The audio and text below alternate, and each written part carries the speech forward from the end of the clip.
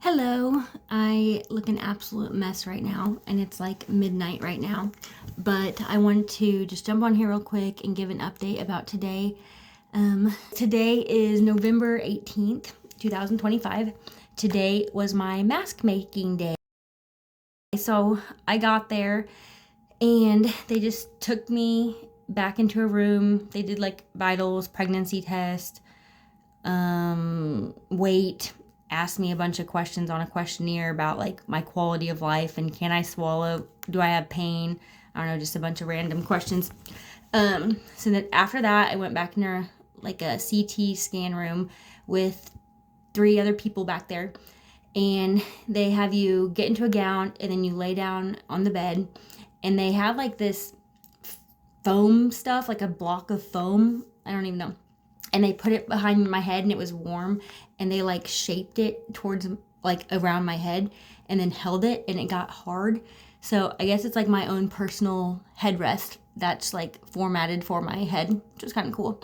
So after they did that, they started making the mask. So when they brought out the mask, it was just like this big of just like a flat, just looked like a piece of flat thin plastic, and it was like hard.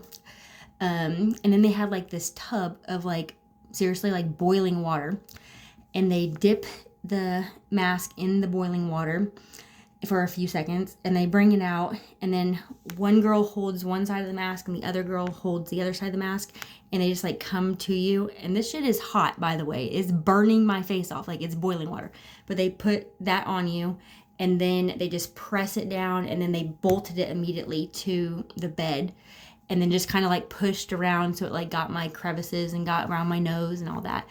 So it was shaped for me. And then I had to lay there for like 20 minutes while it dried. And if people are claustrophobic, they would not do well in that situation. Like there's only like little tiny holes to breathe out of.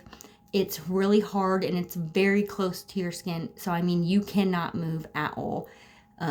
Even just like wiggling my nose in there, like I couldn't wiggle my nose. That's how little room you have.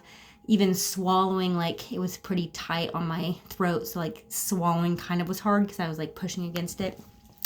Um, but I don't know, I kind of just was like, oh, it's kind of relaxing. It's like a hot face mask, and just like laying there with my hot face mask on and getting to relax on a bed for 20 minutes without anybody bothering me. So I thought it was a vacation.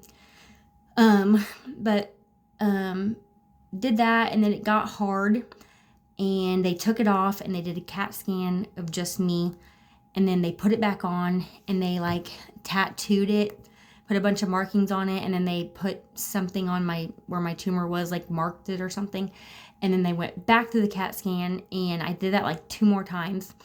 So basically they said that they get all these scans together and then they send it to like a team, like my oncologist, but also like a physicist and like tumor experts, I don't know, a whole team of people. And then that team has to like create an individualized treatment plan, find out like what your radiation dose is going to be, I don't know all the details, I'm just making this shit up, but just your individualized plan. And then they have to present it to insurance. And the kind of radiation I'm doing is called proton radiation.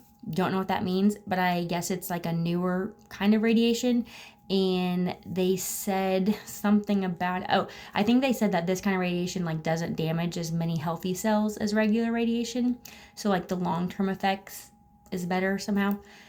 But it's way more expensive. So they have to like fight my insurance and write a letter and do all that fun stuff.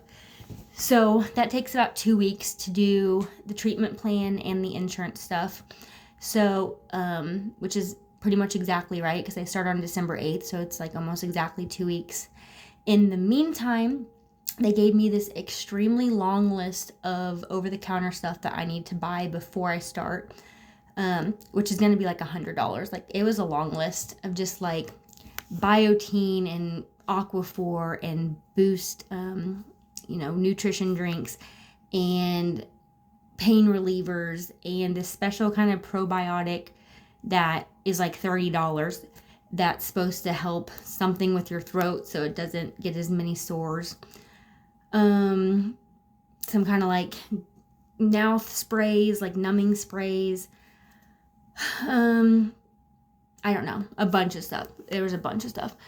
So in the meantime, I got to get all that stuff together, which I think I'm just going to make me like, just like, I don't know, a little spot in my closet or a shelf in my medicine cabinet or something, because it's going to be a lot of medicine and a lot of supplies and a lot going on. I can already tell. So besides that, I have to go see a dental oncologist, which I did not even know that was a thing. But before you have radiation, you have to go get cleared by the dentist, because radiation in this area, like, it breaks down your, I don't know, enamel, or I don't know what it is. It makes your teeth like weaker. And so if you had any problems, you have to get those taken care of beforehand, because it would just exacerbate it. So I have to get that dental clearance. And then I just got to work with them to figure out a schedule.